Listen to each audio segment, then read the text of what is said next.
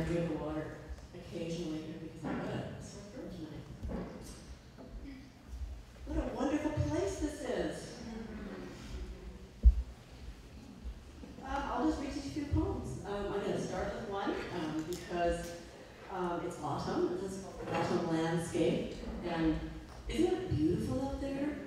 All those rich golds and reds and greens and browns. So beautiful right now. So this poem's trying to capture that a little bit. Autumn Landscape. Mountain pines rusting through smudges of mist. Maples, tea-colored cellos. Sumacs, small dragons. More milky mist, skim blue breast milk, mother of God of the fleecy mountains. Earth rolling into winter through the Milky Way's sharp teeth.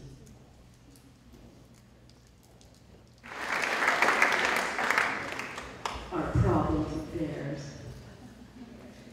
Logs. In winter, mountains disembowel the clouds. Logging trucks rumble through each town with boxcar loads. Each tree leaving home, carrying its whole life rolled up inside it like a carpet.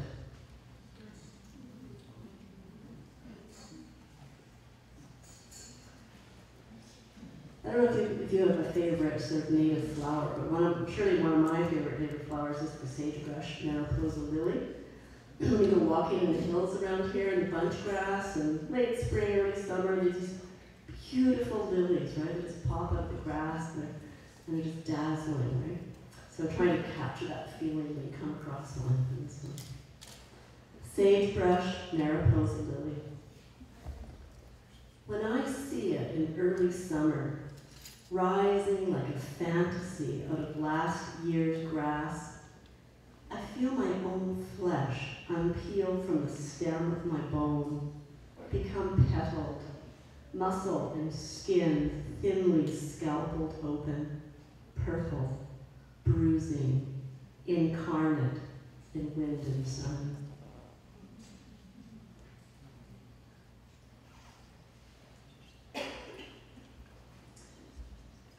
This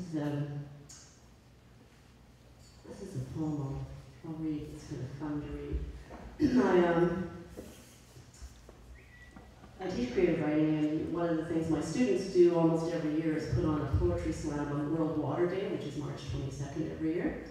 And this poetry slam, you know, is competitive poetry, so you get up there and you dazzle everybody with your eloquence and your performance style. And you know, winner is announced at the end of the event. So every year, you know, I challenge them, they challenge me, go out there and compete against each other. So this is one of the poems I wrote for one of the World Water Days, poetry slams. And on that note, I'll take a drink of water.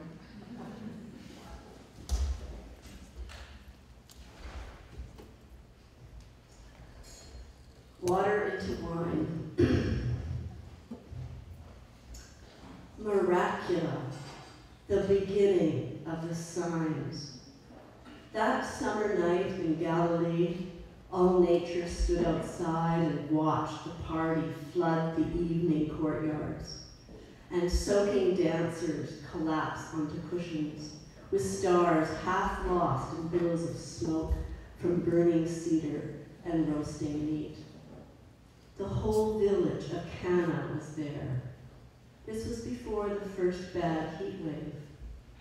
Even the bride's second cousin, what's her name? The annoying one. The one with her holier-than-thou pickle face. The one who stood by the barbecue slopping up the hummus, talking about how she didn't eat dead lambs. Or arguing with anybody who listened about the waste of putting wine in new wine skins. Why not recycle the old? She was a prune and a pest. Who wanted to talk about dry land salinity and declining river systems at a wedding? This was before the sea started shrinking. She was sniffing around the rain barrels when the servants discovered the wine was almost gone. What a scandal it could have been, the wedding of the year. But the preacher's mother, the gossips say she's sweet on the master of the feast, dragged her poor son over. He seemed reluctant at first. He was heard to say, "Woman, do we know what we are doing?" That silly cousin saw what was happening. She'd heard the rumors about him. "Don't," she lunged at him. "We need the water."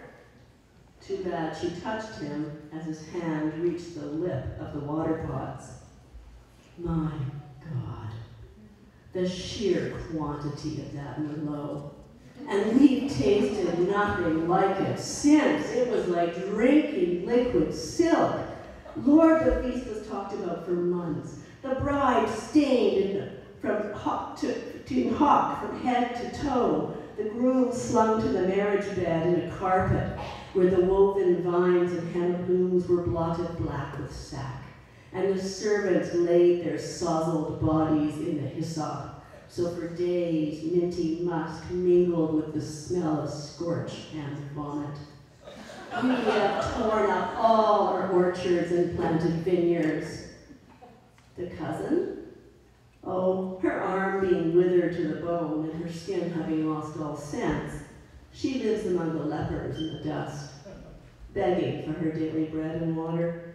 A tough life, any time, but especially now that we're living through this drought.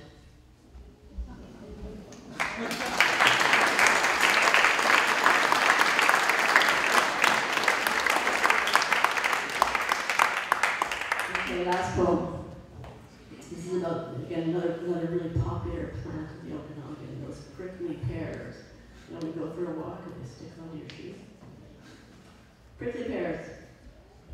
Like puppies, they jump onto the path where you are walking. They bite your ankles and shoelaces with sharp, annoying teeth and miniature snarls. You can't kick them off. That's part of the game. You can't pry them off. They nip your fingers. So steel yourself. You've got to take a stick to them. It's the only way.